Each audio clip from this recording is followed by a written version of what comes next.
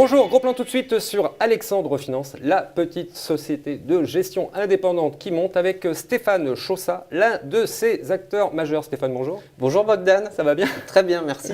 Je crois que vous êtes associé maintenant même. Je vois que vous êtes toujours très bien renseigné. Ouais. Alors effectivement, je suis maintenant associé de la société. Ça correspond à une volonté de la société de faire venir des nouveaux gérants au sein de la structure et puis de s'inscrire dans un projet entrepreneurial. Donc je suis très content maintenant d'avoir rejoint cette société.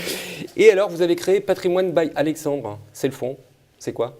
Alors, c'est un fonds diversifié prudent qui investit majoritairement en obligations et de manière plus limitée en actions dans une fourchette de 5 et 15%. Le but de ce fonds, c'est de délivrer une performance qui soit de 4 à 5% par an avec une volatilité assez limitée, donc une performance régulière. D'accord, il n'y a pas beaucoup d'actions quand même. C'est vrai qu'il n'y a pas beaucoup d'actions. Au sein de l'univers des fonds patrimoniaux, on est probablement parmi les plus conservateurs. Donc c'est volontaire. Ça correspond à une volonté de notre part de conserver les caractéristiques réellement patrimoniales de ce fonds, tout à fait. Très bien, en termes de pair, c'est bon?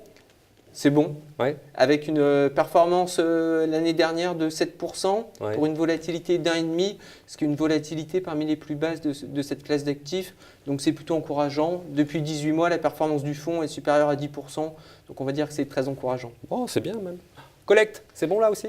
Alors la collecte, effectivement, a bénéficié des bonnes performances du fonds. Notamment, certains investisseurs ont été convaincus par les bonnes phases de résistance du fonds. On a eu des contextes de marché un peu difficiles ces 12 derniers mois. Et là, le fonds a démontré ses caractéristiques défensives, ce qui fait que la collecte, d'ailleurs, s'est plutôt accélérée ces dernières semaines. D'accord, donc c'est un fonds qui est bon dans les baisses. Oui. Bon, et les clients, c'est qui alors? Ce fonds correspond très bien, par exemple, à des clients qui veulent une allocation prudente sur une partie de leur patrimoine. Ça peut correspondre aussi à des clients qui souhaitent se désengager progressivement des fonds en euros face à leur rendement déclinant. Et puis, c'est un fonds parfaitement complémentaire aussi d'autres fonds patrimoniaux qui ont des moteurs de performance différents. Donc, un fonds qui peut correspondre à une clientèle assez large. Donc, c'est un fonds qui a vraiment sa place. Hein. Oui, tout à fait. D'accord, je vois qu'il y a beaucoup d'obligations dans le fonds. Alors, tout à fait. Un fonds investit majoritairement en obligations, actuellement exclusivement des obligations privées. Ça repose sur notre travail de sélection des titres. Aujourd'hui, nous avons 3 axes principaux d'investissement. Les obligations de catégorie haut rendement avec des maturités courtes. Enfin, des obligations perpétuelles financières. Et pour finir, des obligations hybrides corporate. Oula, c'est quoi ça?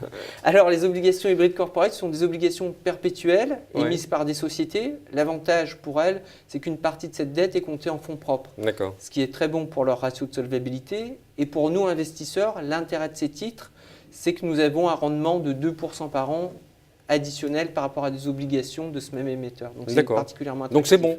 C'est très bon. Et si les taux remontent? Si les taux remontent, pour des obligations, c'est toujours gênant puisque le prix des obligations a vocation à baisser. C'est pour ça que dans notre allocation d'actifs, nous avons investi 2/3 du portefeuille sur des maturités courtes inférieures à 3 ans, où là, l'impact d'une remontée des taux est très faible. Et puis, nous avons 18% d'obligations à taux variable qui, elles, profiteraient d'une remontée des taux.